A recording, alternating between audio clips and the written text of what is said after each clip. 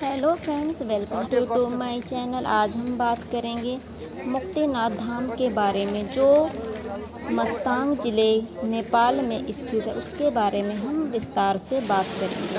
मुक्तिनाथ धाम क्यों पड़ा, इसकी यात्रा इतनी कठिन क्यों है, इसको इतना महत्व क्यों दिया जाता है, इसको मुक्ति का मार्ग क्यों कहा जाता है, इन सभी प्रश्नों का उत्तर इस वीडियो के माध्यम से मैं आप सबको बताऊंगी। जय श्री राम, जय श्री विष्णु। आज हम चर्चा करने जा रहे हैं उस पावन धाम की जो नेपाल की ऊंची पर्वतमालाओं के बीच स्थित है, मुक्ति धाम। यह वह स्थान जिसे मोक्ष धाम यानी श्री मुक्तिनाथ मंदिर और मुक्ति क्षेत्र के नाम से भी जाना जाता है। यहाँ आकर भक्त केवल दर्शन ही नहीं करते, बल्कि अपने जीवन के पापों से मुक्त होने का अनुभव भी करते हैं। मुक्तिनाथ का भौगोलिक बहुत ही महत्व में देखने को मिलता है। नेपाल के मस्तंग जिले समुद्र तल से लगभग 12,172 की ऊंचाई पर स्थित है। हिमालय की गोद में श्रृंखला के पास स्थित है। यहाँ तक पहुँचना कठिन है, लेकिन जो पहुँचता है कहता है कि यह यात्रा ही जीवन की सबसे बड़ी साधना है।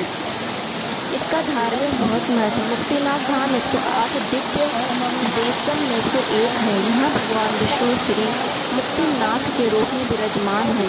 बौद्ध और हिंदू दोनों परंपराओं का यहाँ साझा तीर्थ है।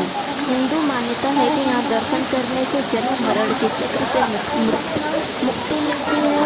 बौद्ध मानते हैं कि ज्ञातसा कहलाता, जिसका अर्थ है कि 100 जलधाराओं का स्थान गुरु इसमें तो ठंडा है से पवित्र स्थान बताया था।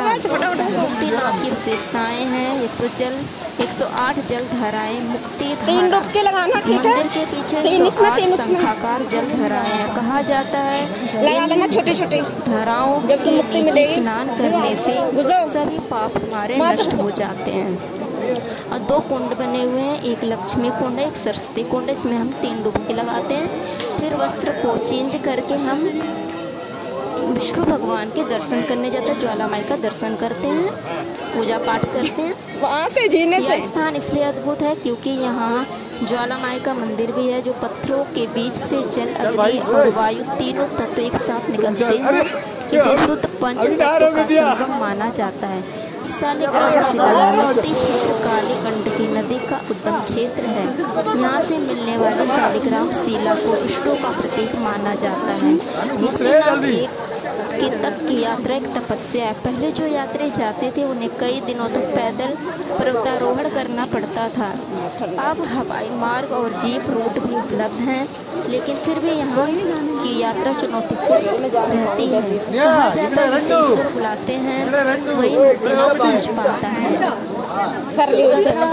मान्यता से भी हम बहुत कुछ सीखते हैं। पुराण कथा में बताया गया है कि विष्णु जी ने मुक्तिनाथ धाम को स्वयं अपने वास स्थान के रूप में चुना है। मोक्ष स्थल, यहाँ दर्शन करने से व्यक्ति के पूर्वज भी मुक्त हो जाते हैं। तीर्थ यात्रा का बहुत ही ज़्यादा है। 4 धाम यात्रा के बाद यदि मुक्तिनाथ का दर्शन हो जाए तो मान्यता है कि जीवन का उद्देश्य पूर्ण हो जाता है। मुक्तिनाथ धाम केवल एक मंदिर नहीं बल्कि एक अनुभव है। यह हमें सिखाता है कि जीवन का अंतिम लक्ष्य केवल भौतिक सुख नहीं है, बल्कि आत्मा की मुक्ति है। जब भक्त हिमालय की ठंडी हवाओं में 108 धाराओं में स्नान करके श्री मुक्तिनाथ के दर्शन करता है तो उसके हृदय में केवल एक ही भावना रह जाती, अब मुझे कुछ और नहीं चाहिए। यही है मुक्तिनाथ धाम का सच्चा संदेश। आपको आप कमेंट जीने से आओ, टारगेट कर ले कोई ना पर वहीं पे डुबकी मार।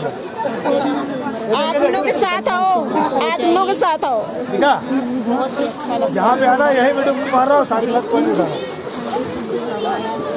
8 जलधाराएं, 2 कुंड स्नान करना, सब लोग आते हैं, सब स्नान करते हैं। आपको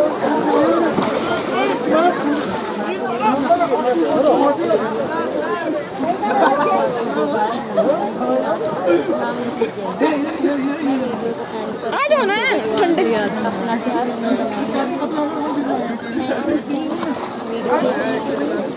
जो भी कमी हो वीडियो में कमेंट में जरूर बताइए। आपको यह जानकारी कैसी लगी?